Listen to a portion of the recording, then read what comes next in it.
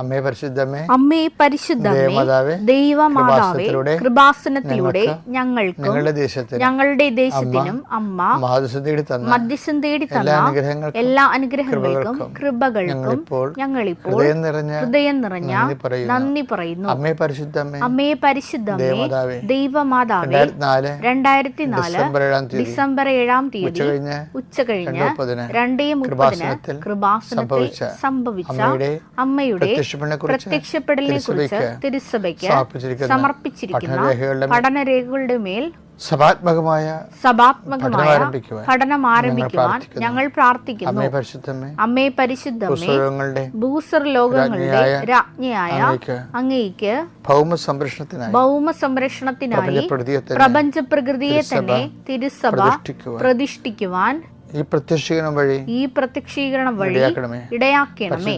പരിശുദ്ധമേ, ജപമാല മാതാവേ, സകല കൃപാസനം പ്രാർത്ഥനകളോടും ചേർത്ത് ഞങ്ങളിപ്പോൾ പ്രാർത്ഥിക്കുന്ന ഈ കുടുംബത്തിന്റെ പ്രത്യേക നിയോഗം പറമക്കളെ,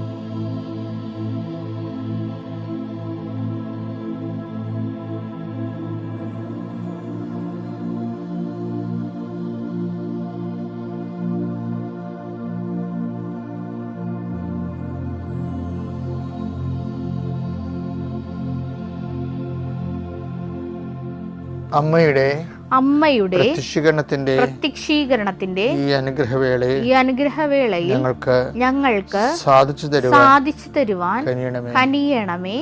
ആമേൻ. വിശ്വാസ പ്രമാണം.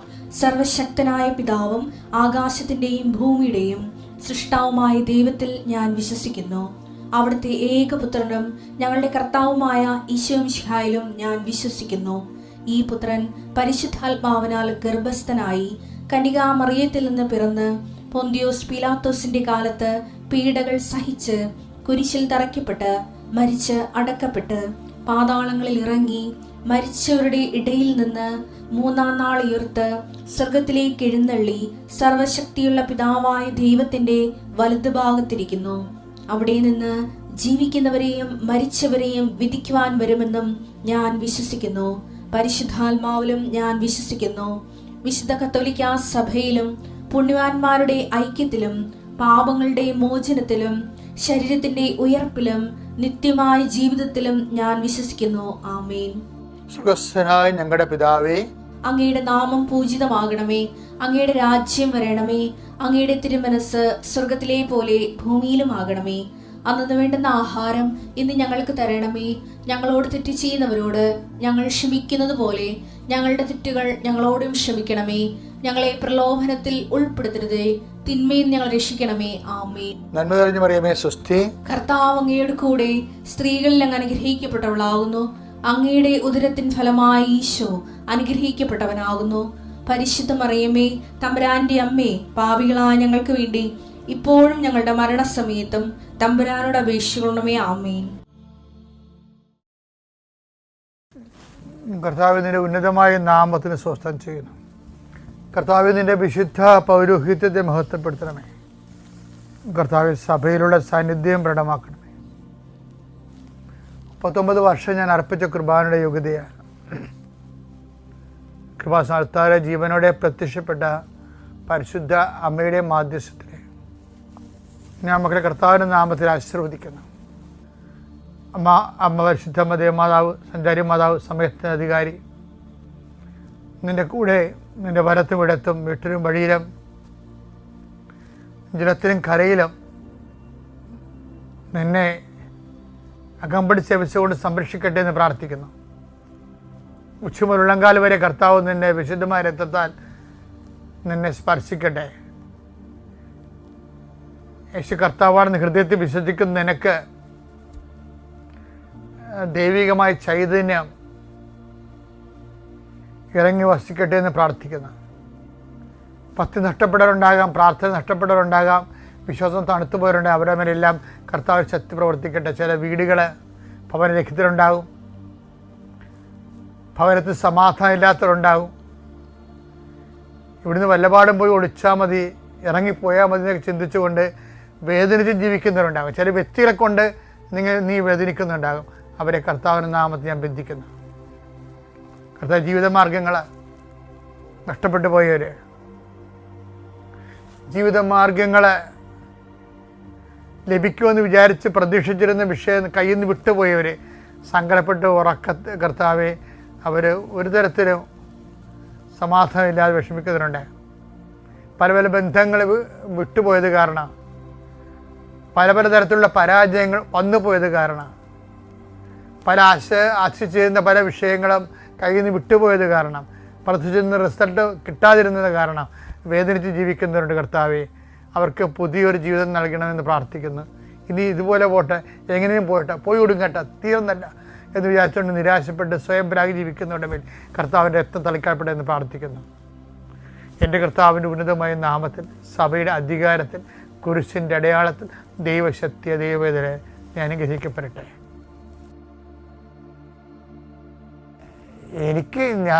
ഞാനുമായിട്ട് ഞാൻ യുദ്ധം ചെയ്യുന്ന ഒരു സംഭവം ഇതാണ് എന്നോട് തന്നെ.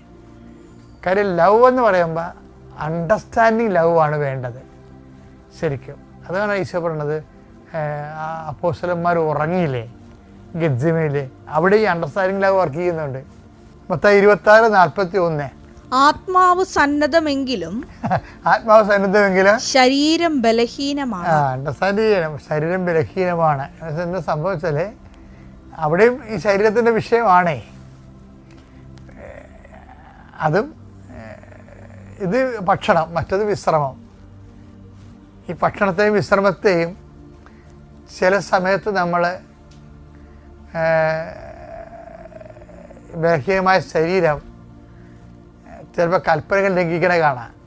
പക്ഷെ അതിൻ്റെ പേരിൽ അങ്ങനെ ഒരു കർക്കശമുള്ള റബി ആയിട്ട് ഈശോ മരണില്ല. മറിച്ച് എന്താണ് അവർ പറയും, നിങ്ങൾ ഉറങ്ങി വിശ്രമിക്കുകയാണോ, എഴുന്നേൽക്ക്, ആത്മാവ് സന്നദ്ധമാണെന്ന് എനിക്കറിയാം.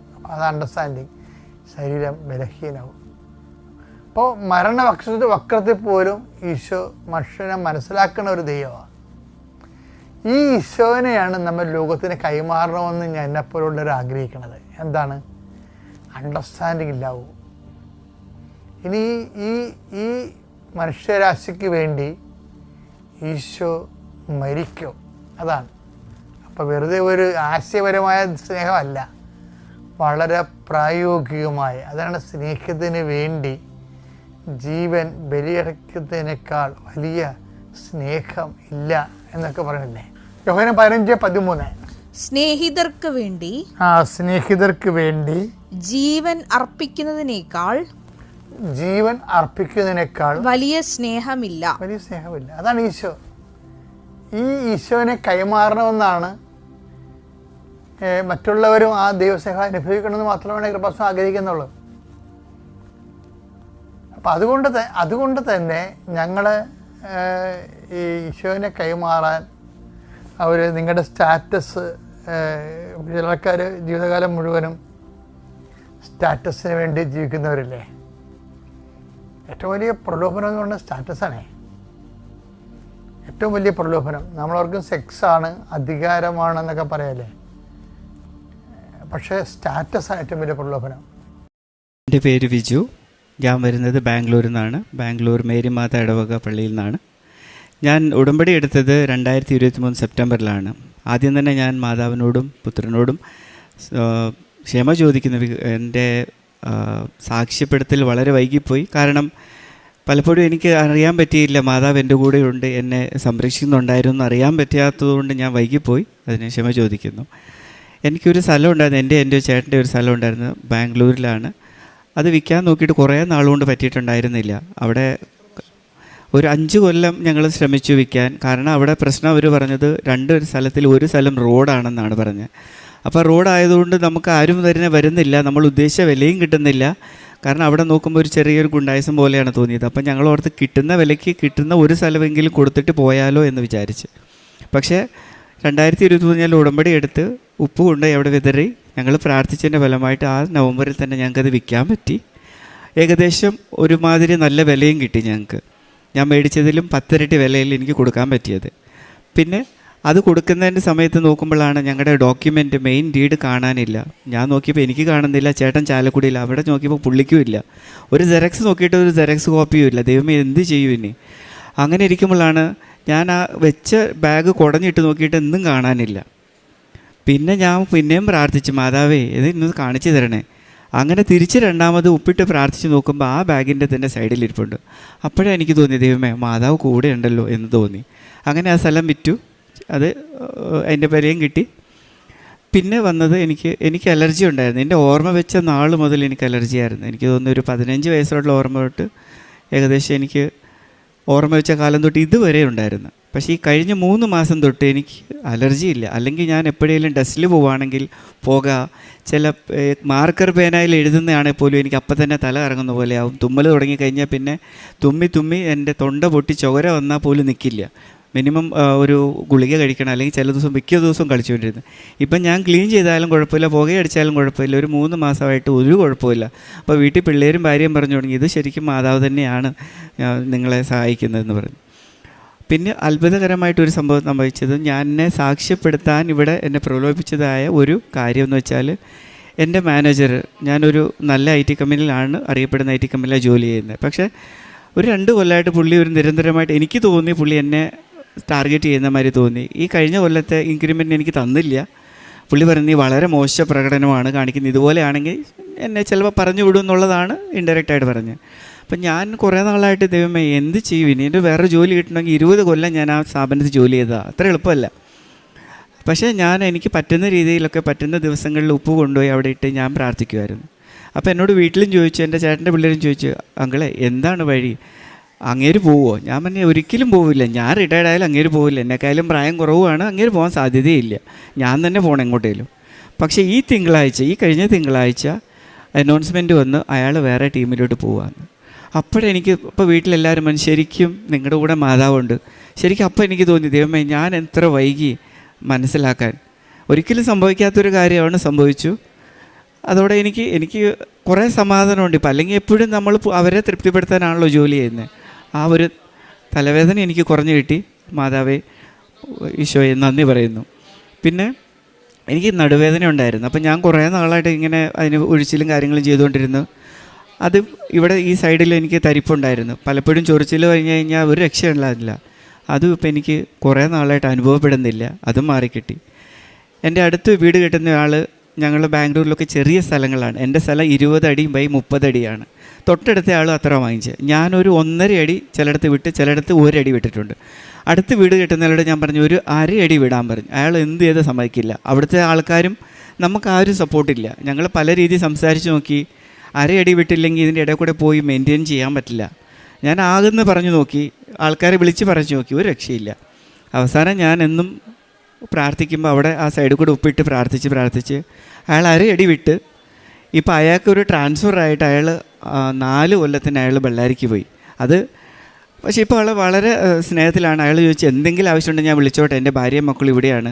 അത്ര നല്ല സ്നേഹത്തിലാണ്. മാതാവേ അതിനും നന്ദി. കാരണം അടുത്ത ആളുമായിട്ട് പ്രശ്നം ഉണ്ടാക്കലല്ലായിരുന്നു നമ്മുടെ ഉദ്ദേശം, സ്നേഹത്തോടെ പോകാൻ തന്നെയാണ്. പക്ഷെ എത്ര പറഞ്ഞിട്ടും കേൾക്കാഞ്ഞിട്ട് മാതാവാണ് എന്നെ അവിടെ ഹെൽപ്പ് ചെയ്തത്. പിന്നെ കഴിഞ്ഞ കൊല്ലം റാലിക്ക് വരുന്ന സമയത്തിലായിരുന്നു, ഞങ്ങളുടെ കമ്പനിയിൽ ഒരു ഐഡിയ ജനറേഷൻ എന്ന് പറഞ്ഞൊരു സംഭവമുണ്ട്. അതിന് പ്രത്യേകിച്ച് ഒരു പേരുണ്ട്, അതിവിടെ പറയുന്നില്ല. അപ്പം ഞാനൊരു ഐഡിയ ഇട്ട് പ്രസൻറ്റ് ചെയ്യുന്ന ഡേറ്റും ഇവിടുത്തെ റാലി ഡേറ്റും സെയിം ആയിരുന്നു. അപ്പം ഞാൻ 183 ഐഡിയയിൽ ഞങ്ങളുടെ ഒരു ഐഡിയ വന്ന് 4ാമത് സെലക്റ്റായി, അല്ല 10ൽ വന്ന്. 10ൽ ഇനി 1, 2, 3 സെലക്ട് ആവുള്ളൂ. അത് വൈസ് പ്രസിഡൻറ്റുമായിട്ടാണ് ഇത് വരുന്നത്. 3 വൈസ് പ്രസിഡൻ്റാണ് ഞങ്ങളുടെ കമ്പനിയുടെ ടോപ്പ് ആൾക്കാരുകളാണ്. അപ്പോൾ എന്നോട് കുറച്ച് പേര് പറഞ്ഞാൽ, നീ അത് ഇവിടെ തന്നെ ഇന്ന് പ്രസൻറ്റ് ചെയ്യണം, അല്ലെങ്കിൽ കിട്ടില്ല.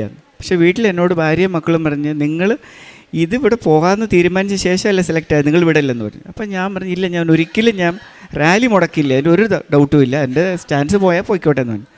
അന്ന് ഞാൻ അവിടെ നിന്ന് ബാംഗ്ലൂരിൽ നിന്ന് വരുമ്പം ഓവർനൈറ്റ് എനിക്ക് തോന്നുന്നു 3 മണി രാവിലെ വരെ ഞങ്ങൾ ഡിസ്കസ് ചെയ്ത്, ഞാനും വേറൊരു പള്ളിയും പിന്നെ മാനേജറുമായിരുന്നു, അവരോട് ഡിസ്കസ് ചെയ്ത് എല്ലാം ചെയ്തു. അവർ പ്രസൻറ്റ് ചെയ്തു. ഇവിടെ ഞാൻ റാലി നടത്തി, ഞാനും പയ്യനും വന്ന് നടന്നു. പിറ്റേ ദിവസം റിസൾട്ട് വന്നപ്പോൾ ഞങ്ങളുടേതും സെലക്റ്റായി. അതും വലിയൊരു അത്ഭുതം തന്നെയാണ്. സെലക്റ്റായി, അത് ഞാൻ 1 കൊല്ലത്തിനായി ഇംപ്ലിമെൻറ്റേഷനും ചെയ്തു. അപ്പം അതും വീണ്ടും എനിക്ക് മാതാവ് കാണിച്ചു തന്നാണ് ഞാൻ കൂടെയുണ്ട്. പിന്നെ എൻ്റെ മകന് അവന് അലർജിയുണ്ട്, അസ്തമയമുണ്ട്. കഴിഞ്ഞ കൊല്ലം ഞങ്ങളുടെ റാലിക്ക് കൊണ്ടുവന്നു. ഇവിടുന്ന് അവിടം വരെ നടന്ന് ഒരു സ്പ്രേ ഒന്നും അടിക്കാതെ നടന്ന്, അങ്ങനെ എനിക്ക് അവനെയും കൂടുതലായിട്ട് മാതാവിൻ്റെ വിശ്വാസത്തിൽ കൊണ്ടുവരാൻ പറ്റുന്നു. ഈ കൊല്ലവും ഞങ്ങൾ എല്ലാവരും തന്നെ വരാനാണ് ഉദ്ദേശിച്ചിരിക്കുന്നത്. അതിനുവേണ്ടി ഞങ്ങൾ പ്രാർത്ഥിച്ചുകൊണ്ട് ഒരുങ്ങിക്കൊണ്ടിരിക്കുന്നു. ഇങ്ങനെ പല പല കാര്യത്തിൽ എനിക്ക് എന്നെ സഹായിച്ച മാതാവിനോടും തിരുക്കുമാരോടും നന്ദി പറയുന്നു. പ്രേക്ഷിത പ്രവർത്തനമായിട്ട് ഞാൻ ആരെങ്കിലും എന്നോട് ചോദിക്കുകയാണ്, ബുദ്ധിമുട്ടാണ് ചേട്ടാ, പഠിക്കാൻ ബുദ്ധിമുട്ടാണെങ്കിൽ ഞാൻ എന്നെക്കൊണ്ട് പറ്റുന്ന സഹായം ഞാൻ അവർക്ക് ചെയ്യും. അത് പഠിക്കാനാണെങ്കിൽ ചെയ്യും, അല്ലെങ്കിൽ അവർക്ക് രോഗാവസ്ഥയാണെങ്കിൽ അതിൻ്റെ ചെയ്യും. പിന്നെ ഇപ്പം ഞാൻ റീസെൻ്റായിട്ട് എന്താ ചെയ്യുന്നത് വെച്ചാൽ, ഞാൻ എൻ്റെ പള്ളിയിലെ വിൻസെൻ്റ് ഇപ്പോളുടെ പ്രസിഡൻ്റായി. അപ്പോൾ എനിക്ക് എൻ്റെ ആ പള്ളിയിലുള്ള ചേച്ചിമാർ പറയടാ, അവർ അവിടുന്ന് ഒരാൾ വിളിച്ച് അവർക്കൊരു കുറച്ച് സഹായം ചെയ്യാൻ പറ്റുമോ? ഞാൻ പറയും ഓക്കെ, നമുക്ക് ചെയ്യാമല്ലോ. അപ്പം ബാക്കി ആൾക്കാരോട് ചോദിച്ച് അവർക്ക് നമ്മൾ മാസം തോറും മിനിമം തുക കൊടുത്ത് അങ്ങനെ ഓരോരോ ഫാമിലിനെ അഡാപ്റ്റ് ചെയ്ത് ഇപ്പോൾ 6 ഫാമിലി ഞങ്ങൾ അഡാപ്റ്റ് ചെയ്തു. അപ്പം പള്ളിയിൽ നിന്ന് കിട്ടിയെങ്കിൽ കിട്ടി, കിട്ടിയില്ലെങ്കിൽ ഞാൻ തുടങ്ങും. അപ്പം മിനിങ്ങാന്ന് ഒരാളുടെ ഒരു ജപ്തിയാവുമെന്ന് പറഞ്ഞു വന്നു. അപ്പം അയാൾക്ക് ഞാൻ അച്ഛനുമായിട്ട് സംസാരിച്ച് ഒരു ചെറിയ സഹായം ചെയ്തു. അപ്പോൾ അയാളും അതിൽ നിന്ന് തൽക്കാലം രക്ഷപ്പെട്ടു. അങ്ങനെ ഞാനത് തുടർന്നുകൊണ്ടിരിക്കുകയാണ്. പ്രാർത്ഥനാ ജീവിതം വീട്ടിൽ ഞങ്ങൾ സ്ഥിരമായിട്ട് ഞാൻ പ്രാർത്ഥിക്കാറുണ്ട്. പിള്ളേരും മക്കളും രാവിലെ ആയിട്ട് വരാറില്ല, പക്ഷേ ഞാനത് മുടക്കാതെ പ്രാർത്ഥിക്കുന്നുണ്ട്. പേപ്പർ ഞങ്ങൾ അവിടെ കൊടുക്കുന്ന കന്നഡ, തമിഴ് ഈ വക പള്ളിയിലുണ്ട്. പലരും അവിടെ അറിയാത്ത പള്ളികളിലുണ്ട്. അപ്പോൾ ഞാൻ അവിടെ പോയിട്ട് ഞാൻ പറയും, ഇങ്ങനെ ഒരു അത്ഭുത മാതാവാണിത്, ഇവിടെ നാട്ടിൽ നിന്നാണ്, ഇന്ന സ്ഥലമാണ്. അപ്പോൾ ചിലർ വിളിക്കാറുണ്ട്, എവിടെയാണ് സ്ഥലം, മനസ്സിലായി. അപ്പോൾ അവർക്ക് ഞാൻ അതിൻ്റെ സഹായങ്ങൾ ചെയ്തു കൊടുക്കാറുണ്ട്, എങ്ങനെയാണ് പോകണമെന്നുള്ളത്. ഇതാണ് എനിക്ക് പറയാനുള്ളത്. മാതാവിനും തിരുക്കുമാരനും 1000 നന്ദി. എൻ്റെ പേര് സ്റ്റെഫി വർഗീസ്. ഞാൻ വരുന്നത് ഇടുക്കിയിൽ നിന്നാണ്. ഞാനൊരു ആയുർവേദ ഡോക്ടറാണ്. ഞാൻ ആദ്യമായിട്ട് കൃപാസനത്തിൽ വന്ന് ഉടമ്പടി എടുക്കുന്നത് 20/12/2022 ഞാനും ഭർത്താവും കൊച്ചും വീട്ടിൽ നിന്ന് എല്ലാവരും കൂടെ വന്ന് കോയമ്പത്തൂരിൽ നിന്നാണ് ഞങ്ങൾ ആദ്യമായിട്ട് വന്ന് ഉടമ്പടി എടുക്കുന്നത്. അതിനുശേഷം ഇന്ന് ഞാൻ 8ാമത്തെ ഉടമ്പടി പുതുക്കി. അപ്പോൾ എനിക്ക് 13 വർഷമായിട്ട് ഒരു സ്ഥിരമായിട്ടൊരു ജോലി ഉണ്ടായിരുന്നില്ല. ഓരോ വട്ടവും ഡെയിലി വേജ് എംപ്ലോയ്മെൻറ്റ് അങ്ങനെ വർക്ക് ചെയ്യുമായിരുന്നു. അങ്ങനെ ഒരുപാട് അമ്മ പരീക്ഷണങ്ങൾ തന്നെങ്കിലും മാതാവിൻ്റെ സന്നിധിയിൽ വന്ന് ഉടമ്പടി എടുത്തുകൊണ്ട് മാത്രമാണ് ഞാനും എൻ്റെ കുടുംബവും ഇന്ന് രക്ഷപ്പെട്ടത്. നാഷണൽ ആയുഷ് മിഷൻ എൻ്റെ എക്സാം എഴുതുകയും മെഡിക്കൽ ഓഫീസറായിട്ട് ജോലി കിട്ടുകയും ചെയ്തു.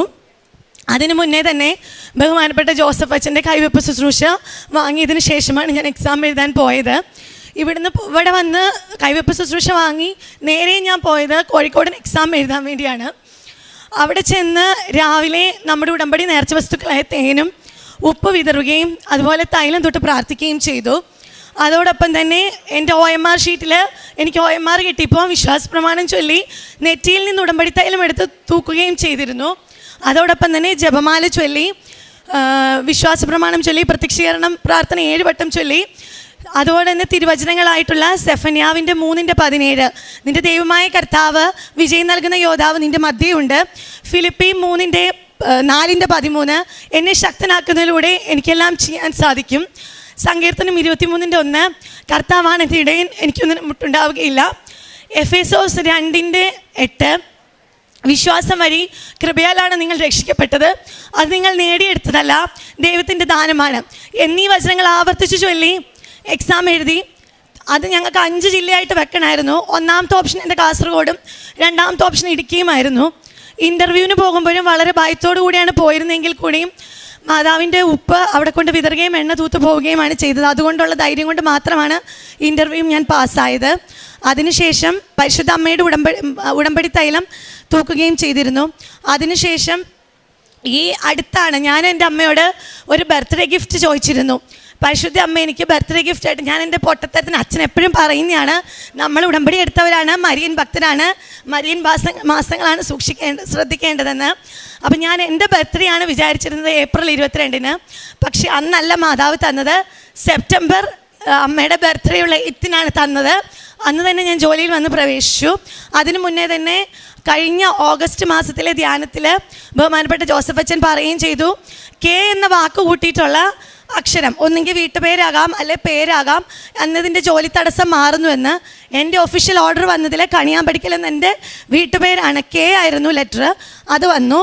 അതോടൊപ്പം തന്നെ അങ്ങനെ അമ്മ മാതാവ് എനിക്ക് ഇടുക്കിയിൽ തന്നെ ജില്ലാ ആയുർവേദ ആശുപത്രിയിലെ മെഡിക്കൽ ഓഫീസറായിട്ട് നിയമനം തന്നു. അത് പക്ഷേ എനിക്ക് കുറച്ച് ദൂരമായിരുന്നു, 25 കിലോമീറ്ററോളം ഉണ്ടായിരുന്നു. അപ്പോൾ എൻ്റെ തൊട്ടടുത്ത് തന്നെ ഒരു ഡിസ്പെൻസറിയിൽ ഒഴിവുണ്ടെന്ന് എനിക്കറിയാമായിരുന്നു. PSC നിയമനം കിട്ടി 2 പേര് പോയതിനാൽ.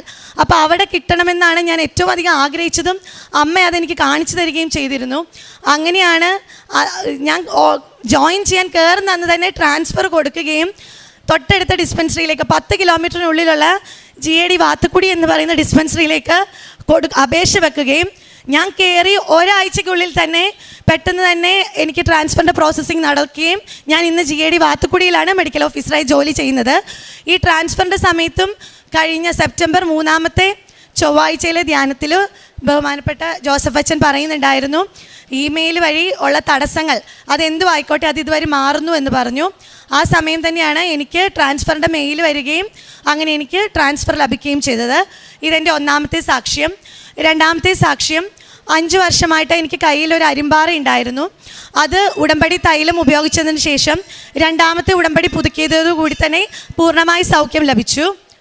അതോടൊപ്പം അടുത്ത 3-ാമത്തെ സാക്ഷ്യം എന്ന് പറയുന്നത്, ഉടമ്പടി എടുത്തിട്ടുണ്ടെങ്കിൽ നമുക്ക് എന്തായാലും അമ്മ മാതാവിനെ കാണാൻ പ്രത്യക്ഷീകരണത്തിന് സാക്ഷികളാവാൻ പറ്റുമെന്ന് എനിക്കറിയാമായിരുന്നു. അപ്പം ഞാൻ എന്നും പ്രാർത്ഥിക്കുമായിരുന്നു, അമ്മയെ എനിക്കൊരിക്കലും കാണാൻ സാധിക്കണേ എന്ന്. അതുപോലെ തന്നെ 2023 ജോസഫ് അച്ഛൻ്റെ ധ്യാനം കൂടുമ്പോൾ വിശുദ്ധ ലൂക്കായുടെ സുവിശേഷം 1:49 അച്ഛൻ ധ്യാനത്തിൽ കൂടെ പറയുകയാണ്, ശക്തനായവൻ നിനക്ക് വലിയ കാര്യങ്ങൾ ചെയ്തിരിക്കുന്നു, അവിടുത്തെ നാമം പരിശുദ്ധമാണ്. ഈ വചനം പറയുന്ന സമയം തന്നെയാണ് നമ്മുടെ കാശുരൂപത്തിലുള്ള അമ്മ ഇവിടെ പ്രത്യക്ഷപ്പെട്ട് നിൽക്കുന്ന അമ്മയെ ഞാൻ ജോലി ചെയ്യുന്ന സ്ഥലത്ത് എനിക്ക് നേരിട്ട് കാണുവാൻ സാധിച്ചു. അതോടൊപ്പം തന്നെ ഞങ്ങൾക്ക് ഈ അടുത്ത് ഞങ്ങൾ കാശ്മീരിലെ പഹൽഗാം എന്ന സ്ഥലത്ത് ടൂറ് പോയിരുന്നു, കുടുംബമായി പോയിരുന്നു. പോകുന്ന സമയത്ത് ഉടമ്പടി തൈലവും ഉപ്പും തേനും ഞങ്ങൾ കൊണ്ടുപോയിരുന്നു. ഞങ്ങൾ അവിടെ പോയി ഓരോ വട്ടവും ടൂർ കാണാൻ പോകുമ്പോൾ ഉടമ്പടി തൈലം തൂത്തിട്ടാണ് എല്ലാവരും പോകുന്നത്. ഞാൻ എല്ലാവർക്കും തന്നെ തൂത്ത് കൊടുക്കുമായിരുന്നു. ശരിക്കും അത് നമ്മുടെ ഒരു സംരക്ഷണ കവചം തന്നെയാണ്. ഞാൻ എൻ്റെ കാശുരൂപം നെഞ്ചിൽ തൂക്കി പുറത്തിട്ടിട്ടാണ് പഹൽഗാമിൽ നിന്നിരുന്നത്. അപ്പോൾ അവിടെയുള്ളവരെല്ലാം വളരെ രൂക്ഷമായി തന്നെ നോക്കുന്നുണ്ട്. അപ്പോൾ എൻ്റെ അനിയത്തി പറഞ്ഞു, ചേച്ചി അതെടുത്ത് അകത്തിട്. പക്ഷേ എനിക്കൊരു പേടിയും തോന്നിയില്ല. നമ്മുടെ അമ്മ മാതാവല്ലേ, 4 പേര് കാണുന്നുണ്ടെങ്കിൽ കണ്ടോട്ടെ എന്ന് തന്നെ ഞാൻ വിചാരിച്ചോളൂ. അതുപോലെ തന്നെ അതിൽ നിന്ന് ഞങ്ങളെ സംരക്ഷിച്ചു. കൃത്യം 2 ആഴ്ച കഴിഞ്ഞപ്പോഴാണ്, ഏപ്രിൽ 22-ാം തീയതിയാണ് അവിടെ പഹൽഗാം ഭീകരാക്രമണം ഉണ്ടാകുന്നത്. അതിൽ നിന്നും അത്ഭുതകരമായിട്ട് അമ്മ എന്നെയും എൻ്റെ കുടുംബത്തെയും സംരക്ഷിച്ചു. അതോടൊപ്പം കഴിഞ്ഞ കൊല്ലം ഈസ്റ്റർ ദിനത്തിൽ ഒരു കാർ ആക്സിഡൻ്റ് ഉണ്ടായി. അതിലും ഞങ്ങളെ അമ്മ മാതാവും ഈശോയും തിരുക്കുമാരനും രക്ഷിച്ചു. അമ്മയ്ക്കും തിരുക്കുമാരനും നന്ദി. പ്രേക്ഷിത പ്രവർത്തനങ്ങളായിട്ട് ഞാൻ ചെയ്തിട്ടുള്ളത്, കൃപാസന പത്രം ഇവിടുന്ന് കിട്ടി. ഞാൻ കൊണ്ടുപോയി കൊടുത്തിരുന്നത് കോയമ്പത്തൂർ GH-ലായിരുന്നു. അപ്പോൾ അവിടെ ആയിരുന്നുകൊണ്ട് തന്നെ തമിഴിൽ വിശ്വാസ പ്രമാണം എനിക്ക് അറിയാത്തതുകൊണ്ട് ഒരു ചേച്ചിയെ കൊണ്ട് തന്നെ എഴുതിപ്പിച്ച് അതിൻ്റെ ഫോട്ടോസ്റ്റാറ്റ് എടുത്ത് രോഗികൾക്ക് വിതരണം ചെയ്യുകയും അവർക്ക് വേണ്ടി കാശുരൂപവും നമ്മുടെ ഉടമ്പടി തൈലവും വെച്ച് പ്രാർത്ഥിക്കുകയും ചെയ്തിരുന്നു. അതോടൊപ്പം തന്നെ പൊതിച്ചോറ് സ്വന്തമായി തന്നെ ഉണ്ടാക്കിക്കൊണ്ട് കോയമ്പത്തൂർ GH-ൽ കൊടുത്തു. കൃപാസന പത്രം അതിനുശേഷം കാസർഗോഡും ഇടുക്കിയിലും വയനാടും ജില്ലകളിൽ എനിക്ക് ജോലി കിട്ടിയ സമയമെല്ലാം കൊടുക്കുവാൻ സാധിച്ചു. അതോടൊപ്പം 150 കാശുരൂപം ഞാൻ ഇവിടുന്ന് വാങ്ങിക്കൊണ്ട് പോയിരുന്നു. കാരണം കോയമ്പത്തൂർ GH-ൽ ഒരുപാട് പേര് അത് ആഗ്രഹിച്ചിരുന്നു, അതിനുവേണ്ടിയാണ് കൊണ്ടുപോയത്. അപ്പോൾ അവിടെ പോയി എനിക്ക് കുറച്ച് കൊടുക്കുവാൻ അവിടുന്ന് ജോലി തടസ്സം വന്ന് പിന്നെ നാട്ടിലേക്ക് വരികയും ചെയ്തു, എംപ്ലോയ്മെൻ്റ് ആയിട്ട് തന്നപ്പോൾ. അതിനാൽ പിന്നെ ബാക്കി കാസർഗോഡും ഇടുക്കിയിലും വയനാട്ടിലും എല്ലാം വീടാന്തരം കയറി കൊടുക്കുകയാണ് ചെയ്തത്. അതോടൊപ്പം തന്നെ ഉടമ്പടി ജീവിതത്തിൽ എനിക്ക് വന്ന മാറ്റങ്ങൾ, ഉടമ്പടി കൊണ്ട് എനിക്ക് കൃത്യമായിട്ട് പ്രാർത്ഥനയിലേക്ക് വരുവാനും കുടുംബ പ്രാർത്ഥന മുടക്കാതെ വരാനായി. കുമ്പസാരം എന്നുള്ളത് എടുത്തു പറയേണ്ട കാര്യമാണ്. ഞാൻ 2 ആഴ്ചയിൽ ഒരിക്കൽ കൃത്യമായി തന്നെ കുമ്പസാരിക്കുന്നുണ്ട്. ഈ ഒരു വട്ടം അച്ഛൻ ട്രാൻസ്ഫറായി വന്ന സമയം എനിക്ക് പറ്റിയില്ല, 1 മാസമായിപ്പോയി. ആ സമയം കൃത്യമായിട്ട് തന്നെ പരിശുദ്ധ അമ്മ എനിക്ക് ദർശനം തന്നു. ഞാൻ കൃപാസനത്തിൽ വന്ന് കുമ്പസാരിക്കാൻ നിൽക്കുന്നതായിട്ടാണ് ഞാൻ രാവിലെ സ്വപ്നം കാണുന്നത്. അപ്പോൾ തന്നെ പോയി ഞാൻ കുമ്പസാരിക്കാൻ അച്ഛൻ്റെ അടുത്ത് പോയി പറയുകയും കുമ്പസാരം തിരുത്തുകയും ചെയ്തു. അതോടൊപ്പം തന്നെ പറ്റുന്ന പോലെ രോഗികളെല്ലാവരെയും പോയി ശുശ്രൂഷിക്കുകയും അനാഥാലയങ്ങളിലെല്ലാം പോയി എന്നെക്കൊണ്ട് പറ്റുന്ന വിധത്തിലുള്ള സാമ്പത്തിക സഹായം ചെയ്യുകയും ഫുഡ് കൊടുക്കുകയും അവരെ ശുശ്രൂഷിക്കുകയും ചെയ്തിട്ടുണ്ട്. ശരിക്കും പറഞ്ഞ ഉടമ്പടി എന്ന് പറയുന്നത് നമ്മുടെ ഒരു കവചമാണ്, നിത്യതയിലേക്കുള്ളൊരു താക്കോലാണ്. നമുക്കിവിടെ വരുമ്പോൾ നമ്മുടെ നിയോഗമൊന്നും അല്ല വെക്കേണ്ടത്, നമുക്ക് നിത്യത എന്ന് പറയുന്ന ബഹുമാനപ്പെട്ട ജോസഫ് അച്ഛൻ പറയുന്ന പോലെ അതാണ് നമുക്ക് ഏറ്റവും വലിയ ആവശ്യം. പിന്നെ ഈ സാക്ഷ്യം പറയുമ്പോൾ എല്ലാവരും അത് അറിയട്ടെ. ഇതിനു മുന്നേ എൻ്റെ ഒരു ഡോക്ടേഴ്സ് ഗ്രൂപ്പിലൊരു ചെറിയ വഴക്കുണ്ടായിരുന്നു ഈ കഴിഞ്ഞ ദിവസം. എനിക്ക് പോസ്റ്റും കിട്ടി അറിയിച്ചില്ല പറഞ്ഞ്. അന്ന് ഞാൻ വളരെ വിഷമത്തോടു കൂടി പറഞ്ഞു, എൻ്റെ അമ്മ മാതാവിൻ്റെ സന്നിധിയിൽ നിന്ന് ഞാൻ സാക്ഷ്യം പറയും, അമ്മ കാരണമാണ് ജോലി കിട്ടിയത്, അല്ലാതെ വേറെ ആരും കാരണമല്ല. ഇത്രയും പറഞ്ഞുകൊണ്ട് ഞാൻ എൻ്റെ വാക്കുകൾ അവസാനിപ്പിക്കുന്നു. ദൈവത്തിനും തിരുക്കുമാരനും പരിശുദ്ധ അമ്മയ്ക്കും കോടാനുകോടി നന്ദി. ആദ്യമേ തന്നെ ഈ കൃപാസനം അൾത്താരയിൽ വീണ്ടും എന്നെ ഒരു സാക്ഷിയാക്കി ഉയർത്തിയതിന് അമ്മ മാതാവിനും ദൈവപിതാവിനും 1000 നന്ദി ഞാൻ പറയുന്നു. എൻ്റെ പേര് ഉഷസ് ജോസ്. ഞാൻ വയനാട്ടിൽ ഫാത്തിമ മാതാ ചർച്ച് തെനേരിയിൽ നിന്നും വരുന്നു. ഞാൻ 15/5/2022 ആദ്യമായി തീർത്ഥാടന ഉടമ്പടി എടുത്തത്. ഈ പരിപാവനമായ അൾത്താരയിൽ ഇത് എൻ്റെ 4ാമത്തെ ഉടമ്പടി സാക്ഷ്യമാണ്. ഇപ്പോൾ ഞാനിവിടെ നിൽക്കുന്നത് എൻ്റെ കുടുംബത്തിന് ലഭിച്ച രോഗസൗഖ്യത്തിന് അമ്മ മാതാവിനും തിരുക്കുമാരനും നന്ദി പറയുവാനായിട്ടാണ്. എൻ്റെ 1ാമത്തെ സാക്ഷ്യം എന്ന് പറയുന്നത്, ഇത് എൻ്റെ മകൾ അൽന മരിയ. ഇവൾക്കൊരു 4 വയസ്സ് മുതൽ വയറുവേദന സ്ഥിരമായി ഉണ്ടാകാറുണ്ടായിരുന്നു. ഇവളെ ഞങ്ങൾ ഇടയ്ക്കിടയ്ക്ക് രാത്രിയാകുമ്പോഴത്തും ആശുപത്രിയിലേക്ക് കൊണ്ടുപോകും. അവിടുന്ന് അവർ മരുന്ന് കൊടുക്കും, മരുന്ന് കൊടുത്ത് പെയിൻ കില്ലർ അടക്കം കൊടുക്കും. പക്ഷേ അവളുടെ വയറുവേദന കുറയാറില്ല. രാവിലെ നേരം വെളുക്കുമ്പോഴത്തും കുറേ ഛർദ്ദിക്കും, അതിനുശേഷം കുറയും. വീണ്ടും ഇത് പതിവായി തുടങ്ങി. ഞങ്ങൾ മാതാപിതാക്കൾ എന്ന നിലയിൽ ഞങ്ങൾക്കിത് കണ്ടു നിൽക്കാനേ സാധിക്കുന്നുണ്ടായിരുന്നുള്ളൂ. ഇതെന്താണ് ഇതിൻ്റെ കാരണമെന്ന് ഞങ്ങൾക്ക് അറിയത്തില്ല. കൊച്ചിനെ ഞങ്ങൾ വൈകുന്നേരം ആകുമ്പോഴത്തും ഗ്യാസിൻ്റെ പ്രശ്നങ്ങളോ മറ്റോ ആണെന്ന് വിചാരിച്ച് ഭക്ഷണ സാധനങ്ങളെല്ലാം കൊടുക്കലിൽ ഒരു ചിട്ട വരുത്തിയിരുന്നു. പക്ഷേ അങ്ങനെയൊക്കെ ആണെങ്കിലും അവൾക്ക് ഇടയ്ക്കിടയ്ക്ക് വയറുവേദന വന്നുകൊണ്ടിരുന്നു. ഞങ്ങൾ ഡോക്ടർമാരെ കാണിച്ചു. പ്രത്യേക ഒരു കാരണം അവൾക്ക് ആ വയറുവേദനയ്ക്ക് കണ്ടെത്താനായില്ല. സ്കാനിങ് ചെയ്തു, അവൾക്ക് സ്കാനിങ്ങിൽ ഒരു കുഴപ്പവുമില്ല. അങ്ങനെ ഇത് പതിവായി തുടർന്നു. അങ്ങനെ ഇരിക്കെയാണ് ഞാൻ ഉടമ്പടി എടുത്തപ്പോൾ ഇത് ഒരു ഉടമ്പടി നിയോഗമായി വെച്ചത്. ഉടമ്പടി എടുത്ത നാൾ മുതൽ ഞാനിവൾക്ക് നേർച്ച വസ്തുക്കളായ ഉപ്പ്, തൈലം, തേൻ ഇവ ഞാൻ കൊടുക്കുമായിരുന്നു. അങ്ങനെ ഞങ്ങളിത് കൊടുത്തു. അതിനുശേഷം ഇവൾക്ക് ആ വയറുവേദന 1 വർഷത്തോളമായി അവൾക്ക് വയറുവേദന വന്നിട്ടില്ല. അങ്ങനെ ഞങ്ങൾ ഇവർക്ക് സാക്ഷ്യം പറയാനായിട്ട് ഈ ഓണത്തിന് കൊണ്ടുവരാമെന്നാണ് വിചാരിച്ചത്. സാഹചര്യം കൊണ്ട് ഞങ്ങൾക്കത് പറ്റിയില്ല. കൃത്യം ഓണത്തിൻ്റെ സമയത്ത് ഇവർക്ക് ആ വയറുവേദന മാതാവ് ഓർമ്മപ്പെടുത്താൻ എന്നവണ്ണം അതുപോലെ തന്നെ വന്നു. അതുകൊണ്ടാണ് ഞങ്ങളിപ്പോൾ എത്രയും പെട്ടെന്ന് തന്നെ സാക്ഷ്യം പറയാനായിട്ട് ഇവിടെ എത്തിച്ചേർന്നത്. 2ാമതായിട്ട് ഉള്ള സാക്ഷ്യം ഇവളുടെ തന്നെയാണ്. ഇവൾക്കൊരു 2 വയസ്സ് മുതൽ പല്ലിന് മോണയ്ക്ക് ഇവൾക്കിങ്ങനെ ഒരു പഴുപ്പ് പോലെ വന്ന് കുരു പോലെ വരുമായിരുന്നു. ഞങ്ങൾ എപ്പോഴും പൊട്ടിച്ച് കളയും, ഡോക്ടറെ കാണിക്കും, ഇടയ്ക്കിടയ്ക്ക് വന്നുകൊണ്ടിരുന്നു. അങ്ങനെ അന്ന് ആ സമയത്ത് ഞാൻ ഓൺലൈൻ ഉടമ്പടിയിലായിരുന്നു. നേർച്ച വസ്തുവായ ഉപ്പ് വിശ്വാസത്തോടെ വിശ്വാസ പ്രമാണം ചൊല്ലി 1 പ്രാവശ്യം ഞാൻ ഇവൾക്ക് കൊടുത്തു. അതിനുശേഷം അവൾക്ക് ഇന്നേ വരെ ആ മോണയ്ക്കുള്ള ആ പഴുപ്പ് വന്നിട്ടില്ല. 3ാമതായി എനിക്ക് പറയാനുള്ള സാക്ഷ്യം, ഇതെൻ്റെ ഭർത്താവ് സുനീഷ് തോമസ്. കഴിഞ്ഞ ഒരു 7 മാസം മുമ്പ് ഒരു രാത്രിയിൽ പെട്ടെന്ന് പ്രത്യേകിച്ച് അസുഖങ്ങളൊന്നുമില്ല, ഡ്യൂട്ടി കഴിഞ്ഞ് വന്നപ്പോൾ എന്തോ യൂറിനിൽ കൂടെ ഒരു ബ്ലഡ് കാണുവാനിടയായി. എന്നോട് പറഞ്ഞു, യൂറിനിൽ കൂടെ ബ്ലഡ് കാണുന്നുണ്ട്, എന്താണെന്നറിയത്തില്ല എന്ന് പറഞ്ഞു. ഞങ്ങൾ അങ്ങനെ കടന്നു. രാവിലെ ആയപ്പം നോക്കുമ്പം യൂറിനിൽ കൂടെ ബ്ലഡ് തന്നെയാണ് പോകുന്നത്. ഞങ്ങൾ പെട്ടെന്ന് എഴുന്നേറ്റ് ഞാൻ കൊന്തയെല്ലാം തുടങ്ങി. എനിക്കാണെങ്കിൽ പേടിയാകാൻ തുടങ്ങി. എന്താണ് ഇതിന് കാരണമെന്ന് മനസ്സിലാകുന്നില്ല. വേറെ അസുഖങ്ങളൊന്നുമില്ല. ഞങ്ങൾ നേരം വെളുത്ത് കോഴിക്കോട് മിംസിൽ കൊണ്ടുപോയി. അവിടെ ചെന്നപ്പോൾ ഡോക്ടർ പറഞ്ഞു, ഇതിൻ്റെ കാരണം എന്താണെന്ന് നോക്കണം, ചിലപ്പോൾ കിഡ്നിയിൽ കല്ല് എന്തെങ്കിലും ആയിരിക്കാം, അങ്ങനെ ഇത് എന്താണെന്നുള്ളത് നമുക്ക് സ്കാൻ ചെയ്ത് നോക്കണം, അങ്ങനെ എന്തെങ്കിലും ആണെങ്കിൽ ഓപ്പറേഷൻ ചെയ്യേണ്ടതുണ്ട്. ഞങ്ങൾക്ക് അതിനോടടുത്ത് കുറേ സാഹചര്യങ്ങൾ ഇങ്ങനെ വന്നു. ഭർത്താവിനാണെങ്കിൽ ലീവും കാര്യങ്ങളും ഒക്കെ കഴിഞ്ഞു. എല്ലാം കൊണ്ടും ബുദ്ധിമുട്ടിലായിരുന്നു. ഞാൻ മാതാവിനോട് പറഞ്ഞു, മാതാവേ, നിൻ്റെ അടുത്ത് ഞാൻ കൊണ്ടുവന്നേക്കാം സാക്ഷ്യം പറയാനായിട്ട്. ഭർത്താവിന് യാതൊരു കുഴപ്പവും ഉണ്ടെന്ന് ഞങ്ങളോട് പറയാനിടയാകരുത്. ഞാൻ സ്കാനിങ്ങിന് പോകുന്നതിന് മുമ്പ് ഉടമ്പടി തൈലം വിശ്വാസ പ്രമാണം ചൊല്ലി വയറിൽ പുരട്ടി വിട്ടു. വന്നപ്പോൾ ഒരു കുഴപ്പവുമില്ല, കിഡ്നിയിൽ കല്ലില്ല, വേറെ കുഴപ്പങ്ങളൊന്നുമില്ല. അന്ന് രാത്രിയിലൊന്ന് പനിച്ചിരുന്നു, അത് മാത്രമാണ് പ്രത്യേക ഒരു കാരണമായി കണ്ടത്. അത് ഡോക്ടർ പറഞ്ഞത് ബ്ലഡിൽ ഇൻഫെക്ഷൻ ഉള്ളതുകൊണ്ട് മാത്രമാണ് യൂറിനിൽ കൂടെ ബ്ലഡ് പോയതെന്നാണ് അമ്മ മാതാവ് തന്ന ഈ സൗഖ്യത്തിനും കോടാനുകോടി ഞാൻ നന്ദി പറയുന്നു. പിന്നെ അതുപോലെ തന്നെ ഭർത്താവിൻ്റെ ബൈക്കിൻ്റെ RC ബുക്ക് ഞങ്ങൾക്ക് കാണാതെ ആയി. ഞങ്ങൾ വേറെയാണ് താമസിക്കുന്നത്. ഭർത്താവിൻ്റെ വീട്ടിലാണ് RC ബുക്ക് വെച്ചിരുന്നത്. ഞങ്ങൾ കൃത്യമായി ചെന്നു RC ബുക്ക് തപ്പി. വെച്ച സ്ഥലങ്ങളിലൊന്നും RC ബുക്കില്ല. വെച്ച സ്ഥലം ഞങ്ങൾക്ക് കൃത്യമായിട്ട് അറിയാം. കാരണം അപ്പോൾ ഞങ്ങൾ വിചാരിച്ചു അവിടെ അല്ലായിരിക്കും, വീട്ടിലേക്ക് ഞങ്ങൾ എടുത്തുകൊണ്ട് പോയിട്ടില്ല എന്നറിയാം, എങ്കിലും ഞങ്ങൾ വീട്ടിലുണ്ടാവുമെന്ന് വിചാരിച്ചു തിരിച്ചു വന്നു. വീട്ടിൽ വന്നു നോക്കി, അവിടെയും ഇല്ല സാധനം. എനിക്ക് നല്ല ഉറപ്പായിരുന്നു സാധനം അവിടെ ഉണ്ടാവില്ല, കാരണം ഞങ്ങൾ അവിടെയാണ് വെച്ചതെന്നുള്ളത് ഞങ്ങൾക്കറിയാം.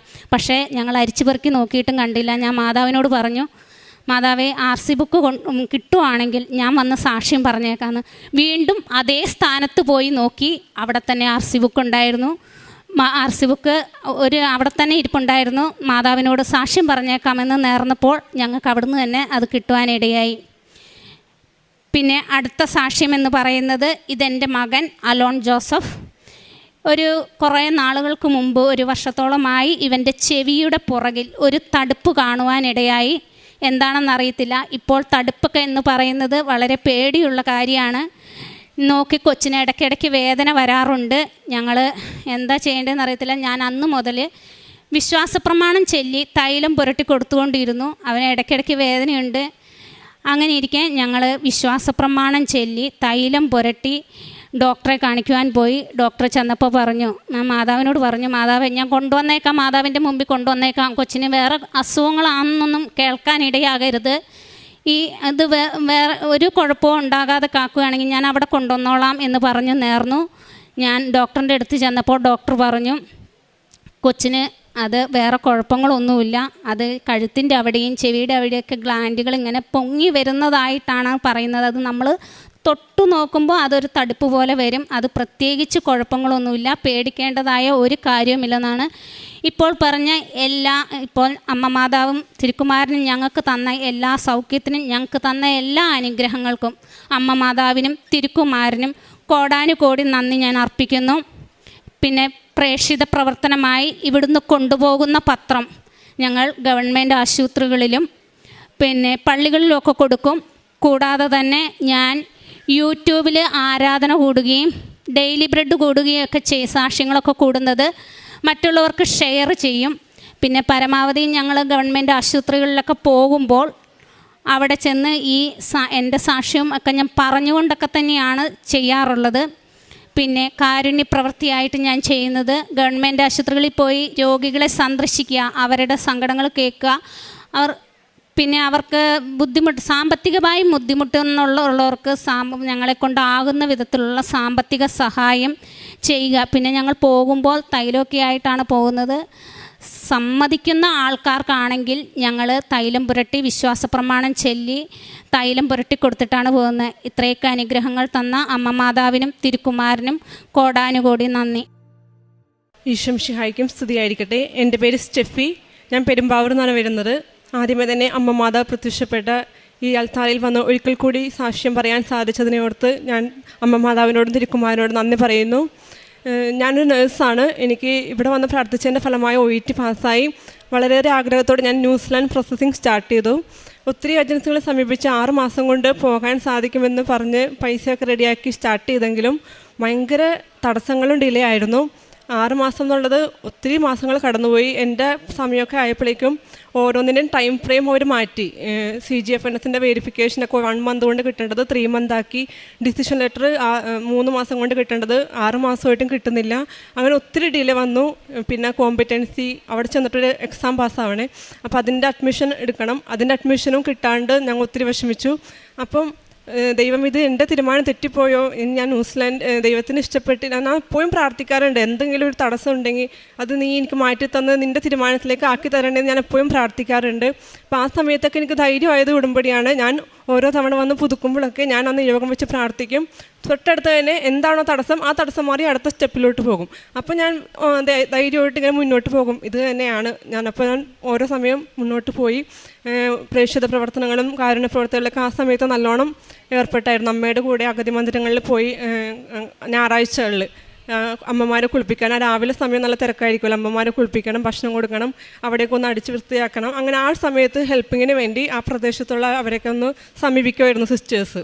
അപ്പോൾ അങ്ങനെ ഞാൻ അമ്മയുടെ കൂടെ എന്നെക്കൊണ്ട് പറ്റുന്ന ദിവസങ്ങളിൽ ഞാൻ വീട്ടിൽ പോകുമ്പോൾ ഞായറാഴ്ചകളിൽ എപ്പോഴും ഞാൻ അമ്മയുടെ കൂടെ പോകുമായിരുന്നു. അല്ലാണ്ട് ഫാമിലി ആയിട്ട് ഓർഫനേജ് വിസിറ്റ് ചെയ്ത് അവർക്ക് വേണ്ട സഹായം അങ്ങനെയൊക്കെ ചെയ്തു കൊടുക്കും. അപ്പം നമുക്കതൊക്കെ ഒരു ധൈര്യമായിരുന്നു. അങ്ങനെ 6 മാസം എന്നുള്ളത് 1.5 വർഷം എടുത്തിട്ടാണ് എൻ്റെ ന്യൂസിലാൻഡ് പ്രോസസ്സിങ് കംപ്ലീറ്റ് ആയത്. ദൈവം സഹായിച്ച് എനിക്ക് പോകാൻ പറ്റി. ഞാൻ ഇവിടെ വന്ന് സാക്ഷ്യം പറയുമ്പോൾ സിസ്റ്റർ പറഞ്ഞു, ജോലിയായിട്ട് വരും നീ, അപ്പോൾ വന്ന് സാക്ഷ്യം പറഞ്ഞാൽ മതിയെന്ന്. നമുക്ക് ന്യൂസിലാൻഡിൽ പോകുമ്പോൾ ജോലിയായിട്ടല്ല പോകുന്നത്, അവിടെ ചെന്ന് പരീക്ഷ പാസ്സായി നമുക്ക് രജിസ്ട്രേഷൻ കിട്ടി പിന്നെയാണ് നമുക്ക് ജോലി കിട്ടുന്നത്. ഞാൻ അവിടെ ചെന്ന് ധൈര്യത്തോടെ പോയി നേർച്ച വസ്തുക്കൾ ഞാൻ എൻ്റെ കൂടെ കയ്യിൽ കൊണ്ടുപോയായിരുന്നു. 2 അറ്റംപ്റ്റാണ് നമുക്കുള്ളത്, തിയറിയും പ്രാക്ടിക്കലും. ഞാൻ ഫസ്റ്റ് അറ്റംപ്റ്റിൽ തന്നെ കിട്ടണേ മാതാവേ, കാരണം ഒത്തിരി പൈസ പോയി. ഇനി അപ്പം തന്നെ ഇത് മാറിയായിരുന്നു സാഹചര്യങ്ങൾ. ഒത്തിരി പേര് ജോലി കിട്ടാണ്ട് തിരിച്ച് നാട്ടിലോട്ട് വന്നുകൊണ്ടിരിക്കുന്ന സമയമായിരുന്നു. പക്ഷെ നമുക്ക് രണ്ടാമത് ചിന്തിക്കാനൊരു അവസരം, കാരണം പൈസ ഇത്രയും ഇൻവെസ്റ്റ് ചെയ്തു, സമയം ഇത്രയും പോയി. അതുകൊണ്ട് ഞാൻ രണ്ടും കൽപ്പിച്ച മാതാവിന് ഉടമ്പടി പുതുക്കി, മാതാവ് നീ എൻ്റെ കൂടെ വന്നോളണമെന്ന് പറഞ്ഞാണ് ഞാൻ ന്യൂസിലാൻഡിലേക്ക് പോയത്. അപ്പോൾ ആദ്യത്തെ അറ്റംപ്റ്റിൽ തന്നെ എനിക്ക് തിയറിയും പ്രാക്ടിക്കലും പാസ്സാകാൻ പറ്റി. ഞാൻ ലാംഗ്വേജൊക്കെ ബുദ്ധിമുട്ടായതുകൊണ്ട് ചെവിയിലും നാവിലൊക്കെ തൈലം പ്രാർത്ഥിച്ച് വിശ്വാസ പ്രമാണം ചൊല്ലി കയ്യിൽ കാശ് രൂപമൊക്കെ വെച്ച് ഞാൻ അത് പരീക്ഷ ഫസ്റ്റ് അറ്റംപ്റ്റിൽ തന്നെ കിട്ടി. ന്യൂസിലാൻഡ് രജിസ്ട്രേഷൻ കിട്ടി. പിന്നെ അടുത്ത നമുക്ക് ജോലിക്കുള്ളതാണല്ലോ, ഞാൻ അതും നിയോഗം വെച്ചിട്ടാണ് ഞാൻ പോയിരുന്നത്. 1 മാസമായി 2 മാസമായി ഡെയിലി എത്രയോ ആപ്ലിക്കേഷൻ കൊടുത്താൽ നമുക്കൊരു കണക്കില്ല, അത്രയും ആപ്ലിക്കേഷൻസ് ഡെയിലി അയക്കും. രാവിലെ മെയിൽ ചെക്ക് ചെയ്യും, എല്ലാം റിജക്ഷൻ. കൂടെ ഉണ്ടാവരൊക്കെ നാട്ടിലോട്ട് തിരിച്ചു പോയി. ഞാനിപ്പോൾ എനിക്കൊരു ഫാമിലിനെ കിട്ടിയായിരുന്നു, അവരെന്നെ വളരെ സഹായിച്ചു അവിടെ നിൽക്കാനും, പൈസ ഇല്ലാണ്ട് നിൽക്കാനും, അല്ലാണ്ട് സപ്പോർട്ട് ചെയ്യാനും, എല്ലാവിധ വൈഫൈയും കാര്യങ്ങളൊക്കെ തന്ന് നീ നിൻ്റെ ഇഷ്ടം പോലെ ഞങ്ങളുണ്ട് കൂടെ എന്നുള്ള രീതിയിൽ. അപ്പോൾ അതൊക്കെ കർത്താവ് എനിക്ക് ഒരുക്കി തന്നതാണ്. കാരണം എല്ലാവരും വിഷമിച്ച് വാടക കൊടുത്ത് നാട്ടിൽ നിന്ന് പൈസ അയച്ച് അവിടെ ജീവിക്കുമ്പോൾ എനിക്ക് അത്രയും സാഹചര്യങ്ങൾ ദൈവം തന്നു. ഞാനിപ്പോൾ അവിടെ ഇരുന്ന് ശ്രമിച്ചുകൊണ്ടിരുന്നു. സെപ്റ്റംബറായി, ഒരു ജൂലൈയിൽ രജിസ്ട്രേഷൻ കിട്ടിയത് അവസാനം. ഓഗസ്റ്റ് കിട്ടിയില്ല, സെപ്റ്റംബറായിട്ടും എനിക്ക് ഒറ്റ ഇൻ്റർവ്യൂ വരുന്നില്ല. ഞാൻ പിന്നെ അമ്മയോട് പറഞ്ഞു, അമ്മ ഞാൻ തിരിച്ചു വരട്ടെ? പറഞ്ഞു ഇല്ല, ഒരു ഇൻ്റർവ്യൂ പോലും കിട്ടാണ്ട് നീ തിരിച്ചു വരില്ല, നീ പ്രാർത്ഥിക്കുക, ഞങ്ങളെല്ലാവരും പ്രാർത്ഥിക്കാമെന്ന് പറഞ്ഞു. വളരെയേറെ മാനസിക വിഷമത്തോടെയാണ് കടന്നു പോയത്. കാരണം നാട്ടിൽ നിന്ന് പൈസ അയച്ച് ഇത്രയും പൈസ കളഞ്ഞ് നമ്മൾ വളരെ സ്വപ്നം കണ്ടു പോകുമ്പോൾ തിരിച്ചു വരിക എന്നുള്ളത് നമുക്ക് ചിന്തിക്കാൻ പറ്റില്ലല്ലോ. അങ്ങനെ ഒക്ടോബർ മാസം അമ്മ ദുബായിലാണ്. അവിടെ അഖണ്ഡ ജപമാല ഇവിടെ നടക്കുമ്പോൾ മമ്മി അവിടെ പ്രയർ ഗ്രൂപ്പ് ഉണ്ട് അവർക്ക്. ആ സമയത്ത് അവിടെ ജപമാല റാലി നടത്തി. പിന്നെ അല്ലാണ്ട് എൻ്റെ ഹസ്ബൻഡ് എല്ലാവരും എനിക്ക് വേണ്ടി നിയോഗം വെച്ച് പ്രാർത്ഥിക്കുന്നുണ്ടായിരുന്നു. അങ്ങനെ ആ ഒക്ടോബർ മാസം തീരണേക്ക് മുന്നേ നിനക്കൊരു ഇൻ്റർവ്യൂ കിട്ടും, നിനക്ക് തിരിച്ച് വന്നാൽ പോലും ഇൻ്റർവ്യൂ ആയിട്ട് നീ വന്നാൽ മതി എന്നുള്ളൊരു വരുള്ളൂ എന്നുള്ള എപ്പോഴും പറയുമായിരുന്നു, ധൈര്യം തരുമായിരുന്നു. അങ്ങനെ ഒക്ടോബർ മാസം തീരണേക്ക് മുന്നേ 28-ാം തീയതി ആയപ്പോഴേക്കും അന്ന് ഉച്ചയ്ക്ക് എനിക്കൊരു മെയിൽ വന്നു, ഇന്ന് ഇൻ്റർവ്യൂ ഉണ്ട്, അറ്റൻഡ് ചെയ്യാൻ പറ്റുമെന്ന്. നമുക്ക് സാധാരണ പ്രീ ഷെഡ്യൂൾ ചെയ്ത് നമുക്ക് ഇൻ്റർവ്യൂസ് കിട്ടുന്നത്, അത് ഇന്നത്തേക്ക് തന്നെ ഇൻ്റർവ്യൂ അന്നത്തെ ദിവസം തന്നെ ഇൻ്റർവ്യൂ കിട്ടിയപ്പോൾ ഞാൻ ഒന്ന് പകച്ചു. പക്ഷെ കൈവിട്ട് കളയാൻ എനിക്ക് തോന്നിയുമില്ല. ഞാൻ പറയാം, ഞാൻ റെഡിയാണ്, ഞാൻ അറ്റൻഡ് ചെയ്തോളാം, നിനക്ക് 2 മണിക്കൂർ സമയമുണ്ട്, 2 മണിക്കൂർ കഴിയുമ്പോൾ മൈക്രോസോഫ്റ്റിൽ വന്ന് ഇൻ്റർവ്യൂ അറ്റൻഡ് ചെയ്യണമെന്ന് പറഞ്ഞാൽ ലിങ്ക് അയച്ചു തന്നു. എനിക്ക് ആകെ 2 മണിക്കൂർ സമയം കൈ കിട്ടാവുന്ന രീതിയിലൊക്കെ ഞാൻ പ്രിപ്പയർ ചെയ്ത് മാതാവിനെ കയ്യിൽ കാശ് രൂപ മുറുകെ പിടിച്ച് ഇൻ്റർവ്യൂ അറ്റൻഡ് ചെയ്തു. വൈകുന്നേരം തന്നെ എനിക്ക് മെയിൽ വന്നു, നീ ഇൻ്റർവ്യൂവിൽ സെലക്റ്റായി, പെർഫോമൻസ് ഒക്കെ നന്നായിരുന്നു, നിങ്ങൾക്ക് വർക്ക് വിസ ഞങ്ങൾ സപ്പോർട്ട് ചെയ്യാം, വിസ പേപ്പറൊക്കെ തുടങ്ങാം എന്നുള്ള രീതിയിൽ. അപ്പം ഞാനത് വളരെ സന്തോഷത്തോടെ ഞാൻ എൻ്റെ വീട്ടുകാരെ അറിയിച്ചു. വളരെ ചുരുങ്ങിയ ആൾക്കാർക്ക് മാത്രം അറിയിച്ചു, കാരണം നമ്മുടെ വിഷമങ്ങൾ അറിയാവുന്നവർക്കാണല്ലോ നമ്മൾ ആദ്യം അറിയിക്കേണ്ടത്. അവരെ അറിയിച്ചു. അപ്പോൾ പറഞ്ഞു, ഇനി ഞാൻ പോരട്ടെ, ഇനി ഇവിടെ നിന്ന പൈസ ഇനിയും ആകും. പക്ഷേ നമുക്കൊരു ധൈര്യമായിട്ട് ഓഫർ ലെറ്റർ അവർ തന്നിട്ടില്ല. ഇൻ്റർവ്യൂ സെലക്റ്റായി പേപ്പറൊക്കെ തുടങ്ങിയെന്ന് പറഞ്ഞ് മാത്രമേ നമുക്ക് മെയിൽ വന്നിട്ടുള്ളൂ. അപ്പോൾ ഇനി എന്തായാലും അവിടെ നിൽക്കണില്ല, ഇൻ്റർവ്യൂ കിട്ടിയല്ലോ, ഞാൻ ഒത്തിരി നന്ദി പറഞ്ഞ് ഞാൻ നാട്ടിലോട്ട് തിരിച്ചു വരാൻ തീരുമാനിച്ചു. പക്ഷെ എന്നാലും ആ ഒരു നാണക്കേട്, കാരണം ജോലിയില്ലാണ്ട് തിരിച്ചു വരുന്നു, ആരോടും പറയാനും പറ്റില്ല, കാരണം കയ്യിൽ ഓഫർ ലെറ്റർ ഇല്ല, നമുക്കൊരു ഉറപ്പിക്കാനും പറ്റിയിട്ടില്ല. ഞാൻ വളരെ വിഷമത്തോടെ തിരിച്ചു വന്നായിരുന്നു. വളരെ മാനസികമായി നിരാശപ്പെട്ട സമയമായിരുന്നു അതൊക്കെ. പുറത്തോട്ട് ഇറങ്ങാനും പരിപാടികളിൽ പങ്കെടുക്കാനും പള്ളിയിൽ പോകാനൊക്കെ ഒത്തിരി, കാരണം നമ്മുടെ നാട്ടുകാരുടെ വീട്ടുകാരുടെയൊക്കെ മുമ്പിൽ ചോദ്യങ്ങൾക്ക് ഉത്തരം കൊടുക്കുമ്പോഴുണ്ടാകുന്ന വിഷമം അത് അനുഭവിക്കുന്നവർക്കറിയാം. അപ്പോൾ അത് വളരെ വേദനാജനകമായിരുന്നു. ആ സമയത്ത് മാസങ്ങൾ കടന്നു പോണേണ്, ഉടമ്പടി പുതുക്കിക്കൊണ്ടിരിക്കുന്നുണ്ട്. കാരണം എനിക്ക് ധൈര്യം ഉടമ്പടിയാണ്. അപ്പം അമ്മ പറയുന്നുണ്ട്, നീ ഉടമ്പടി പുതുക്ക്. ഞാനപ്പോൾ പള്ളിയിലൊന്നും പോകാണ്ട് ഇങ്ങനെ വീട്ടിൽ തന്നെ ഇരിക്കുമ്പോൾ എൻ്റെ അമ്മാമ്മ പറയും, ദൈവം നിന്നോട് ഒരു തെറ്റും ചെയ്തിട്ടില്ല എന്ന് നീ ഓർക്കണം, നീ നാട്ടുകാരും വീട്ടുകാരും ബോധിപ്പിക്കാണ്ട് പുറത്തേക്ക് ഇറങ്ങുന്നുള്ള രീതിയിൽ എപ്പോഴും എന്നെ ഉപദേശിക്കുമായിരുന്നു. അപ്പം ഞാൻ ഓർത്ത് ശരിയാണ്, ഉടമ്പടി പോലും ഇപ്പം ഞാൻ പിന്നോട്ട് പോയാൽ ഒരു രീതിയിൽ എനിക്ക് കയറി വരാൻ പറ്റില്ല. അപ്പം ഞാൻ ദൈവത്തെ മുറുകെ പിടിച്ച് ഉടമ്പടി പുതുക്കാൻ തീരുമാനിച്ചു. കാര്യം ഞാൻ എങ്ങനെയാണ് പ്രാർത്ഥിക്കേണ്ടതെന്ന് പോലും സംശയമായി പോയായിരുന്നു. അത് കാരണം എല്ലാം കൊണ്ടും നിരാശയും എല്ലാം താമസവും തടസ്സങ്ങളും 5 മാസമായിട്ടും ആ ഇൻ്റർവ്യൂവിൻ്റെ ഓഫർ ലെറ്റർ വന്നിട്ടില്ല. അതാരോടും പറയാനും പറ്റാത്തൊരവസ്ഥ. അങ്ങനെ ഞാൻ നിരാശപ്പെട്ടിരിക്കുന്ന സമയത്ത് ഞാൻ പിന്നെയും വന്ന് ഉടമ്പടി പുതുക്കി. നമ്മുടെ ഉടമ്പടി എന്ന് പറയുന്നത് നമ്മുടെ സാധാരണ ഒരു ദൈവവിശ്വാസി ക്രിസ്ത്യാനി ചെയ്യേണ്ട കാര്യങ്ങൾ മാത്രമേ നമുക്ക് ഉടമ്പടിയിലൂടെ ചെയ്യാവുന്ന കാര്യങ്ങളേ ഉള്ളൂ. നമ്മൾ ഉടമ്പടി ഞാൻ വിട്ട് കളഞ്ഞാൽ എന്നെ സംബന്ധിച്ച് ഞാനത് പുറകോട്ട് പോകും, ഉള്ളതുപോലെ ഇല്ലാണ്ടായി പോകുമെന്ന് ഞാൻ ഭയപ്പെട്ടായിരുന്നു. അപ്പം ഞാനത് ഇല്ല, ഞാൻ ഉടമ്പടി പുതുക്കാൻ പോവാണ്, എനിക്ക് പറ്റുന്ന പോലെ ഒക്കെ മുന്നോട്ട് കൊണ്ടുപോകണം എന്നുള്ള വിശ്വാസത്തിൽ ഞാൻ ഉടമ്പടി പുതുക്കി.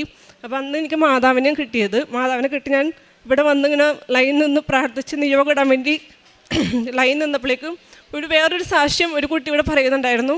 ആ കുട്ടിക്ക് ഇതുപോലെ ഇൻ്റർവ്യൂ കഴിഞ്ഞിട്ട് ഒന്നും പ്രോഗ്രസ് ആവുന്നില്ല. പിന്നെ വേറെ സെക്കൻഡ് ഇൻ്റർവ്യൂ വന്നു, അത് ഫാസ്റ്റായിട്ട് നടന്നു. അവിടെ വന്ന് സാക്ഷ്യം പറഞ്ഞു അങ്ങനെ ആ കുട്ടി പറയുന്നുണ്ടായിരുന്നു. അതെന്നെ വളരെ സ്ട്രൈക്ക് ചെയ്തു. ഞാൻ പറഞ്ഞു, ഞാൻ ഇത് വെച്ചുകൊണ്ടിരുന്ന ചിലപ്പോൾ ഇതുപോലും ഇല്ലെങ്കിൽ എൻ്റെ കയ്യിൽ ഒന്നുമില്ല. പിന്നെ ഞാൻ ഒന്നും കൂടി അപ്ലൈ ചെയ്യാൻ തുടങ്ങി. ഞാൻ പിന്നെയും ജോലിക്ക് അപ്ലൈ ചെയ്തു. ആ ഉടമ്പടി പുതുക്കി, അതായത് 7ാമത് ഉടമ്പടി പുതുക്കി ഞാൻ ഇവിടുന്ന് പോയിട്ട് പിന്നെ അപ്ലൈ ചെയ്യാൻ തുടങ്ങിയിട്ട് എനിക്കൊരു ഇൻ്റർവ്യൂ വന്നു. പക്ഷെ അതെന്ന് പറയുന്നത് ഭയങ്കര ഫാസ്റ്റായിട്ട് ഇൻ്റർവ്യൂ കഴിയുന്നു, റിസൾട്ട് വരുന്നു, പേപ്പേഴ്സ് എന്നോട് ആവശ്യപ്പെടുന്നു, പേപ്പേഴ്സ് കൊടുത്തു, എല്ലാം ഫാസ്റ്റായിട്ട്. 5 മാസം 6 മാസമായിട്ടും ഓഫർ ലെറ്റർ തരാത്ത മറ്റേ ഇൻ്റർവ്യൂ ഇത് 1 മാസത്തിനുള്ളിൽ എല്ലാം കഴിഞ്ഞ് എൻ്റെ കയ്യിൽ ഓഫർ ലെറ്റർ തന്നു. അപ്പം ഞാൻ പറഞ്ഞു, അത് ഡ്രോപ്പ് ചെയ്തിട്ട് ഇത് സെലക്ട് ചെയ്യാൻ വേണ്ടി തീരുമാനിച്ചു. കാരണം ആ സാക്ഷി എന്നെ വളരെയധികം ഇൻഫ്ലുവൻസ് ചെയ്തായിരുന്നു. അന്ന് ഞാൻ ആ ഉടമ്പടി പുതുക്കാൻ നേരത്ത് മാതാവിനെ പിടിച്ചുകൊണ്ട് നിൽക്കുന്നു കേൾക്കുന്ന സമയത്ത്. സോ അതുകൊണ്ട് എനിക്കൊരു ഡിസിഷൻ എടുക്കാൻ എളുപ്പമുണ്ടായിരുന്നു. ഞാൻ അതുകൊണ്ട് 2ാമത്തെ ഇൻ്റർവ്യൂ ഓപ്റ്റ് ചെയ്തു. വിസക്ക് ഇട്ടു. 90 ദിവസം മിനിമം ഓസ്ട്രേലിയയുടെ വർക്ക് വിസ എടുക്കും എന്നാണ് പറഞ്ഞത്. അതിനിടയ്ക്കൊരു കാര്യം, ന്യൂസിലാൻഡിൻ്റെ രജിസ്ട്രേഷൻ എടുത്തവർക്ക് ഓസ്ട്രേലിയയുടെ രജിസ്ട്രേഷൻ എടുത്ത് 2 രാജ്യത്തേക്കും കൂടി ജോലിക്ക് അപ്ലൈ ചെയ്യാം. എനിക്ക് വന്ന ഇൻ്റർവ്യൂസൊക്കെ ഓസ്ട്രേലിയയുടെയാണ്. അപ്പോൾ ഓസ്ട്രേലിയയുടെ ഇൻ്റർവ്യൂസ് 2ാമത് വന്നത്, അത് ഞാൻ ചൂസ് ചെയ്തു. മിനിമം 90 ദിവസമാണ് വർക്ക് വിസക്ക് എടുക്കുന്നത്. അത് എനിക്ക് 85 ദിവസം എടുത്തുള്ളൂ. വേറൊരു എൻക്വയറിയോ അല്ലെങ്കിൽ അഡീഷണൽ പേപ്പറോ ക്ലാരിഫിക്കേഷനോ ഒന്നും അവരുടെ ഭാഗത്തുനിന്ന് ഉണ്ടായില്ല. എനിക്ക് വിസ വന്നു. ഇപ്പോൾ ജോയിനിങ് ഡേറ്റ് കിട്ടി. അടുത്ത മാസം 13-ാം തീയതി എനിക്ക് ജോയിൻ ചെയ്യണം. എന്നോട് ടിക്കറ്റ് എടുത്തോളാൻ പറഞ്ഞു. ഞാൻ വളരെ ദൈവത്തിനോട് കടപ്പെട്ടിരിക്കുന്നു. അമ്മ മാതാവിനോട് ഈശോയ്ക്ക് ഞാൻ ഒരുപാട് നന്ദി പറയുന്നു.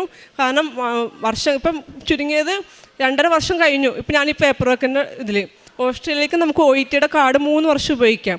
അപ്പോൾ ഞാൻ മാതാവിനോട് എപ്പോഴും പറയുന്നു, നീ എനിക്ക് തന്ന വിജയമാണ്. ഈ കാർഡ് വെറുതെ ഈ OET സ്കോർ വെറുതെ ആയി പോകാൻ പാടില്ല. എനിക്ക് എങ്ങനെയെങ്കിലും ദൈവത്തിൻ്റെ അടുത്ത് വന്ന് മഹത്വപ്പെടുത്തണം, അതിനിടയാക്കണമെന്ന് ഞാൻ എപ്പോഴും പ്രാർത്ഥിക്കുമായിരുന്നു. ഇപ്പം നവംബറിലാണ് എൻ്റെ ആ 3 വർഷം OET എക്സ്പയറി ആവുള്ളൂ. അതിനുള്ളിൽ എനിക്ക് ഈ ജോലി തന്നു, അതെനിക്ക് ഉപയോഗിക്കാൻ സാധിച്ചു. വീണ്ടും ഇവിടെ വന്ന് ദൈവത്തിനും മാതാവിനും മഹത്വപ്പെടുത്താൻ സാധിച്ചു. സോ അതിന് വളരെയേറെ ഞാൻ ഈശോയ്ക്കും മാതാവിനും നന്ദി പറയുന്നു. കാരുണ്യ പ്രവർത്തിയിലായിട്ട് ഈ തിരിച്ചു വന്ന സമയത്തൊക്കെ ഞാൻ ഒത്തിരി ഡൗൺ ആയിരുന്നു. എനിക്ക് പ്രേക്ഷിത പത്രങ്ങൾ ഞാൻ സമൂഹത്തിലിറങ്ങി കൊടുക്കുമായിരുന്നു, ഗവൺമെൻറ് ആശുപത്രിയിലൊക്കെ കൊടുക്കുമായിരുന്നു. അല്ലാണ്ട് കാരുണ്യ പ്രവർത്തിയിലേക്ക് എനിക്കങ്ങനെ ഏർപ്പെടാൻ പറ്റുന്നുണ്ടായില്ല. കാരണം നമുക്ക് ആ ഒരു മാനസികാവസ്ഥയിൽ. പക്ഷേ എൻ്റെ മാനസികാവസ്ഥ അറിയാവുന്ന എന്നെപ്പോലുള്ളവരുണ്ടല്ലോ, ഇപ്പോൾ ഞങ്ങൾ ഒത്തിരി ഫാമിലി നേഴ്സുമാരുടെ ഗ്രൂപ്പുകളൊക്കെ ഉണ്ടാവും. അപ്പോൾ അവരിതുപോലെ ജോലി കിട്ടാത്തവരും ഇൻ്റർവ്യൂസ് റെഡിയാവാത്തവരും CV ശരിയാവാത്തവരൊക്കെ ഒത്തിരി എൻക്വയറീസൊക്കെ ചോദിക്കുമ്പോൾ എന്നെക്കൊണ്ടാവുന്ന പോലെ ഞാൻ അവരെ ഹെൽപ്പ് ചെയ്യും. അവരുടെ ചോദ്യങ്ങൾക്ക് ഉത്തരം കൊടുക്കും. അവരുടെ ഡിപ്പാർട്ട്മെൻറ്റിനനുസരിച്ച് വേക്കൻസി എന്തെങ്കിലും കാണുമ്പോൾ ഞാൻ സ്ട്രൈക്ക് ചെയ്യുമ്പോൾ അത് അവർക്ക് അയച്ചു കൊടുക്കും. കാരണം അവരുടെ വിഷമം നമുക്കേ മനസ്സിലാവുള്ളൂ, ഒരേ തലത്തിൽ നിൽക്കണമുണ്ട്. അപ്പം അങ്ങനെ ഞാൻ അവരെ ഹെൽപ്പ് ചെയ്യുമായിരുന്നു. പിന്നെ സാമ്പത്തികമായിട്ട് മുന്നോട്ട് വന്നവരൊക്കെ എന്തെങ്കിലും രീതിയിൽ ചെറുതായിട്ടാണെങ്കിലും സഹായിക്കുമായിരുന്നു. പിന്നെ ന്യൂസിലൻഡിൻ്റെ സമയത്ത് ഞാൻ പോയ സമയത്ത് ഈ പറഞ്ഞ പോലെ അഗതി മന്ദിരങ്ങളിലും ഓർഫണേജിലൊക്കെ പോയി സഹായിക്കാൻ സാധിച്ചു. പത്രങ്ങളൊക്കെ കൊടുത്തു. പിന്നെ നേർച്ച വസ്തുക്കൾ ഞാൻ പറഞ്ഞ തേനും വ്യഞ്ചരിച്ച തൈലവും കാശുരൂപവും ഞാൻ ശരിക്കും ഉപയോഗിക്കാൻ പറ്റി. ഇൻ്റർവ്യൂവിലും എക്സാം. മാതാവിനും തിരുകുമാരനും എൻ്റെ കോടാനുകോടി നന്ദി പറഞ്ഞുകൊണ്ട് എനിക്ക് ഈ സാക്ഷ്യം പറയാൻ എന്നെ അനുവദിച്ച ഈ അമ്മ മാതാവിന് ഞാൻ വീണ്ടും 1000 നന്ദി പറയുന്നു. എൻ്റെ പേര് ജമീല. ഞാൻ ജയ്പൂരിലാണ് ജോലി ചെയ്യുന്നത്. ഇവിടെ പത്തനംതിട്ട ജില്ലയിൽ കോന്നിയിൽ നിന്നാണ് ഞാൻ വരുന്നത്. എനിക്കുണ്ടായ അനുഭവം ഇവിടെ പറയാൻ ഞാൻ ആഗ്രഹിക്കുന്നത്, ഞാൻ ജയ്പൂരിൽ നിന്നും ഒരു അക്രൈസ്തവ കുടുംബത്തിൽപ്പെട്ടതാണ്. അവിടെ നേഴ്സിംഗായിട്ട് ജോലി ചെയ്യുന്നു. ജോലി ചെയ്തുകൊണ്ടിരിക്കുന്ന കൂട്ടത്തിൽ അവിടെ ഒരു വാക്സിനേഷൻ്റെ പ്രശ്നങ്ങളുണ്ടായി, ഒരു കേസുണ്ടായി. അത് എൻ്റെ പേരിലായിരുന്നു ആ കേസ് വന്നത്. അത് ഞാൻ അറിഞ്ഞു ചെയ്ത കേസുകളോ അല്ലെ എൻ്റെ പേരിൽ എനിക്ക് അറിഞ്ഞ് ചെയ്ത കാര്യങ്ങളോ തെറ്റുകളോ അല്ല അത് എനിക്ക് സംഭവിച്ചത്. കോവിഡിൻ്റെ വാക്സിനേഷൻ ചലിച്ച സമയത്ത് അത് കോവാക്സിൻ എന്നും കോവിഷീൽഡ് എന്നും പറഞ്ഞ് 2 വാക്സിൻ വന്നപ്പോൾ ഞാൻ അറിയാതെ മറ്റൊരു സ്റ്റാഫ് അത് 2 വാക്സിനും അവർ കൊടുത്തത് ശരിയായിട്ടാണ് കൊടുത്തത് എങ്കിലും അത് കൊടുത്തപ്പോൾ ആ ഇഞ്ചക്ഷൻ സ്വീകരിച്ച അവർ തെറ്റിദ്ധരിച്ച് അവർക്ക് തെറ്റായിട്ട് കൊടുത്തു എന്നുള്ളൊരു പ്രചരണമാണ് അവർ പറഞ്ഞുണ്ടാക്കിയത്. അങ്ങനെ അവരുകൊണ്ട് അത് കേസ് കൊടുക്കുകയും കേസ് നടക്കാൻ തുടങ്ങിയിട്ട് വർഷങ്ങൾ 3 ഇതേപ്പറ്റി എനിക്ക് യാതൊരു അറിവുമില്ലായിരുന്നു. 2024 ജൂലൈ 10 ആയപ്പോഴേ ഈ കേസിൻ്റെ ഫൈനൽ വിധിയാണെന്ന് പറഞ്ഞുകൊണ്ടാണ് എനിക്ക് അവിടുന്ന് സന്ദേശം കിട്ടിയത്. അതൊരു എൻ്റെ ഓഫീസിലുള്ളവർ എന്നെ വിളിക്കുകയും ഈ ഫൈനൽ വിധിക്ക് വേണ്ടി നീ സൈനിട്ട് കൊടുക്കണമെന്ന് പറഞ്ഞ് എന്നെ വിളിച്ചു. ഞാൻ ചെന്നു, ഞാൻ സൈനിട്ട് കൊടുത്തു. അതിനുശേഷം ഞാൻ വിചാരിച്ചു എന്താണിതിൽ എഴുതിയിരിക്കുന്നത് എന്നൊന്ന് വായിച്ച് നോക്കാം എന്ന് ഞാൻ വിചാരിച്ചു. ഞാനത് വായിച്ചപ്പോൾ എഴുതിയിരിക്കുന്നത് അത് ഒന്നിൽ അവർക്ക് 1 കോടി രൂപ കൊടുക്കണമെന്നും അതല്ല എന്നുണ്ടെങ്കിൽ ജീവപര്യന്തം തടവിൽ കിടക്കണമെന്നുള്ള ഫൈനൽ വിധിയാണ് അവരാ പറയാൻ വെച്ചിരിക്കുന്ന ഡേറ്റ് പറഞ്ഞത്. അപ്പോൾ അത് കേട്ടപ്പോൾ എനിക്ക് മനസ്സിൽ ഒരുപാട് വേദന വന്നു. കാരണം ഞാൻ അറിയാത്തതും എൻ്റെ കയ്യിൽ നിന്ന് വരാത്ത തെറ്റുമായിരുന്നു ആ ഒരു കേസെന്ന് പറയുന്നത്.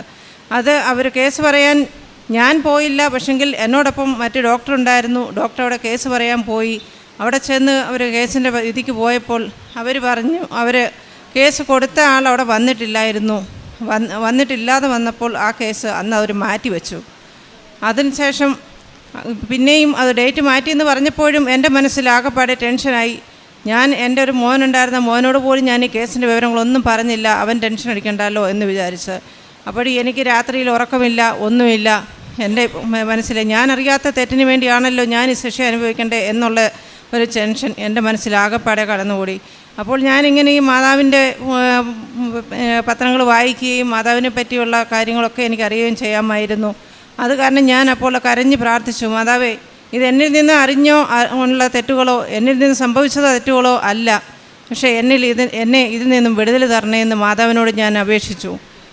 ഉടമ്പടി അത് കഴിഞ്ഞപ്പോൾ ഞാൻ വന്നു ഉടമ്പടി എടുക്കുകയും ഒക്കെയും ചെയ്തു. അപ്പോൾ 2024 ജൂലൈ 10 സെപ്റ്റംബറിൽ ഞാനിവിടെ വന്ന് ഉടമ്പടി എടുക്കുകയും ചെയ്തു. അപ്പോൾ എനിക്ക് സാക്ഷ്യം പറയണമെന്നുള്ളതിലായിരുന്നു ഞാൻ വന്നത്. അന്നെനിക്ക് പറയാൻ പറ്റിയില്ല. പിന്നെ അതിനുശേഷം ആ കേസ് ഒരാഴ്ച കഴിഞ്ഞപ്പോൾ ആ ഡോക്ടർ തന്നെ എന്നോട് വന്ന് ഞാൻ ഡ്യൂട്ടിയിലിരുന്നപ്പോൾ പറഞ്ഞു ഒരു ഗുഡ് ന്യൂസ് ഉണ്ടെന്ന്. അപ്പോൾ ഞാൻ ചോദിച്ചു എന്താണ് സാറേ? അപ്പോൾ എന്നോട് പറഞ്ഞു ആ വിധി നമ്മുടെ ഫേവറിലാണ് ആ വിധി ഫൈനലായിരിക്കുന്നത്. അതുകൊണ്ട് ഇനിയും നിനക്കതിൽ നിന്ന് യാതൊരു ബുദ്ധിമുട്ടും ഉണ്ടാകത്തില്ല. അതിൻ്റെ പേപ്പറുകൾ നീ വാങ്ങിച്ചോണം, ഇവിടെ നിന്ന് ഓഫീസിൽ നിന്നും അതിൻ്റെ കോപ്പി നീ വാങ്ങിച്ചോണം എന്ന് എന്നോട് പറഞ്ഞു. അപ്പോൾ ഞാൻ മാതാവിനോട് ഒരുപാട് നന്ദി, കോടാനുകോടി നന്ദി ഞാൻ അർപ്പിച്ചു. മാതാവേ, എന്നിൽ നിന്നുണ്ടായ തെറ്റല്ലാത്തതുകൊണ്ട് എന്നെ മാതാവ് അതിൽ നിന്ന് രക്ഷപ്പെടുത്തിയല്ലോ എന്ന് ഞാൻ മാതാവിന് നന്ദി പറഞ്ഞു. അതിനുശേഷം വേറൊരു വിഷയം എനിക്കുണ്ടായെന്ന് പറഞ്ഞാൽ ഒരു അനുഗ്രഹം കിട്ടിയതെന്ന് വെച്ചാൽ 10 വർഷക്കാലം കൊണ്ട് ഞാൻ ആ ജയ്പൂർ എന്ന് പറയുന്ന നാട്ടിൽ കുറച്ച് സ്ഥലം വാങ്ങിക്കാനായി ഒരു മലയാളി മനുഷ്യനാണ്, അയാൾക്ക് ഞാൻ കുറേ കാശുകൾ കൊടുത്തു വെച്ചിരുന്നു. അയാൾ ആ കാശ് വാങ്ങിച്ച് 10 വർഷമായിട്ടും അത് എഴുതി എൻ്റെ പേര് തരാൻ അയാൾ ഒരിക്കലും താല്പര്യപ്പെട്ടിരുന്നില്ല. അങ്ങനെ ഇരിക്കെ കഴിഞ്ഞ 1 വർഷക്കാലം കൊണ്ട് നിരന്തരം ഞാൻ അയാളെ വിളിക്കുകയും എനിക്കത് എഴുതി തരണമെന്നും പറഞ്ഞ് ഞാൻ പറയുകയും ചെയ്തു. അപ്പോഴെല്ലാം ആ മനുഷ്യൻ ഓരോ ദിവസങ്ങളും ഓരോ ഒഴിവുതിരിവുകൾ പറഞ്ഞ് തള്ളി നീക്കുകയാണ് ചെയ്തിട്ടുണ്ടായിരുന്നത്. ഈ കഴിഞ്ഞ ആഗസ്റ്റ് മാസം 12-ാം തീയതി അന്ന് ജോസഫ് അച്ഛൻ്റെ ഒരു പ്രാർത്ഥനയിൽ അച്ഛനത് പറയുന്നുണ്ടായിരുന്നു. ഉടമ്പടി ധ്യാനത്തിൽ അച്ഛനത് പറയുന്നുണ്ടായിരുന്നു. ഒരു കുറേ നാൾ കൊണ്ട് നടക്കാതെ ഇരിക്കുന്ന ഒരു കാര്യങ്ങൾ 44 ദിവസത്തിനകം സാധിച്ചു കിട്ടുമെന്ന് അച്ഛൻ ഇങ്ങനെ പറയുന്നുണ്ടായിരുന്നു. ഞാൻ അപ്പോഴും മാതാവിനോട് കൈ കൂപ്പി ഞാൻ പ്രാർത്ഥിച്ചു, മാതാവേ ആ അച്ഛൻ പറയുന്ന കാര്യങ്ങൾ അത് എൻ്റെ കാര്യം നടന്നു കിട്ടണമേ എന്ന് ഞാൻ പ്രാർത്ഥിച്ചു. ആ പ്രാർത്ഥനയുടെ ഫലമായിട്ട് സെപ്റ്റംബർ 12-ാം തീയതി അന്ന് അച്ഛൻ പറഞ്ഞിട്ട് ഒരു മാസമായതേ ഉള്ളൂ. ആ സെപ്റ്റംബർ 12-ാം തീയതി അന്ന് ആ വസ്തുവിൻ്റെ രജിസ്ട്രേഷൻ അയാൾ എനിക്ക് ചെയ്തു തരുകയും അതെനിക്ക് എൻ്റെ പേരിലാക്കി കിട്ടുകയും ചെയ്തു. അതിന് അമ്മയോടും മാതാവിനോടും ജോസഫച്ചനോടും കോടാനുകോടി നന്ദി ഞാൻ അർപ്പിക്കുന്നു. നേർച്ച വസ്തുക്കൾ ഉപയോഗിച്ച് എനിക്ക് ജോലി ചെയ്യുമ്പോൾ എനിക്ക് നിന്നുകൊണ്ട് ജോലി ചെയ്യാൻ ഒരുപാട് ബുദ്ധിമുട്ടുകളുണ്ടായിരുന്നു. വേദന കാരണം, എനിക്ക് നടുവിൻ്റെ വേദനയും ഒക്കെ കാരണം എനിക്ക് നിന്ന് ജോലി ചെയ്യാൻ പറ്റത്തില്ലായിരുന്നു. അത് ഞാൻ തൈലം ഉപയോഗിച്ചും ഉപ്പിൻ ഉപയോഗിച്ചും തേൻ ഉപയോഗിച്ചും അതിൻ്റെ എല്ലാം ഇതുമില്ലാൽ എനിക്ക് എൻ്റെ വേദനകളെ കുറഞ്ഞു കിട്ടി. പിന്നെ അതിനുശേഷം ചെറിയ ചെറിയ കാര്യങ്ങളൊക്കെയും എനിക്ക് ഒരുപാട് കാര്യങ്ങൾ എനിക്ക് അമ്മ മാതാവ് സാധിച്ചു തന്നിട്ടുണ്ട്. അതൊക്കെയും ഞാൻ ഉൾപ്പെടുത്തി പറയണമെങ്കിൽ ഒരുപാട് സമയങ്ങളെടുക്കും. അതുകൊണ്ട് എൻ്റെ മകൻ്റെ കാര്യത്തിലാണേലും, ഇപ്പം മകൻ എൻ്റെ കൂടെ ഇല്ല എങ്കിലും അവൻ്റെ കാര്യത്തിലാണെങ്കിലും അവൻ്റെ പഠിത്ത കാര്യത്തിലും അവൻ ഒത്തിരി പുറകിലോട്ടായിരുന്നു. അവന് കഴിഞ്ഞ പരീക്ഷകൾ എഴുതിയ സമയത്തും അവൻ ഒന്നും പഠിക്കാതെ പരീക്ഷ എഴുതാൻ പോയി. അപ്പോഴും ഞാൻ മാതാവിനോട് പ്രാർത്ഥിച്ചു, മാതാവേ എൻ്റെ മോനെ പഠിക്കാനൊന്നും സമയമില്ലായിരുന്നു, അവൻ പഠിച്ചില്ല, അവൻ എക്സാം എഴുതുന്നു, അവനെ ആ പരീക്ഷയിൽ നല്ല മാർക്കോടെ അവനെ പാസ്സാക്കിപ്പിക്കണേ എന്ന് ഞാൻ മാതാവിനോട് പറഞ്ഞു. അവന് റിസൾട്ട് വന്നപ്പോൾ അവന് 75% മാർക്കോടെ അവന് വിജയം കിട്ടി. അതിലും അമ്മ മാതാവിനോട് ഞാൻ കോടാനുകോടി നന്ദി അർപ്പിക്കുന്നു. അമ്മ മാതാവ് നൽകി തന്ന ഒരുപാട് അനുഗ്രഹങ്ങൾ വേറെയും ഉണ്ട്. കാരുണ്യ പ്രവൃത്തിയായി എനിക്ക് എന്നാൽ കഴിയുന്ന കാര്യങ്ങൾ എല്ലാം പാവപ്പെട്ടവർക്കും രോഗാവസ്ഥയിൽ കഴിയുന്നവരെ ഞാൻ പോയി കാണുകയും അവർക്ക് വേണ്ടത് ചെയ്തു കൊടുക്കാവുന്ന സഹായങ്ങളൊക്കെയും എന്നാൽ കഴിയുന്ന സഹായങ്ങളെല്ലാം ഞാൻ അവർക്ക് ചെയ്തു കൊടുക്കാനുണ്ട്. അതുപോലെ എൻ്റെ സിസ്റ്ററിൻ്റെ കൂടെ ജോലി ചെയ്തിരുന്ന ഒരു സിസ്റ്റർ ഇതുപോലെ CVA അറസ്റ്റായിട്ട് പുള്ളിക്കാരി കോമയിലായി. ആ കോമയിലായിരുന്ന സമയത്തിൽ ഞാൻ ഹോസ്പിറ്റലിൽ ചെന്ന് ആ പുള്ളിക്കാരിയെ കാണുകയും ഈ മാതാവിൻ്റെ തൈലം കൊണ്ട് അവർക്ക് കുരിശ് വരച്ച് കൊടുക്കുകയും ഉപ്പ് കൊണ്ട് അവർക്ക് അത് കഴിക്കാൻ കൊടുത്തു. അത് കഴിഞ്ഞപ്പോൾ അന്ന് ഞാൻ തിരിച്ചു വന്ന് രാത്രി ഞാനവരെ ഫോൺ വിളിക്കുമ്പോൾ അവരെ മകൻ പറയുന്നു, എൻ്റെ മമ്മി കണ്ണ് തുറന്നു എന്ന്. അത് കേട്ട് ആ അമ്മ മോക്കും അവരുടെ മോൾക്കും ഒരുപാട് സന്തോഷമായി, അമ്മയ്ക്ക് ഇങ്ങനൊരു അനുഗ്രഹം കിട്ടിയല്ലോന്ന്.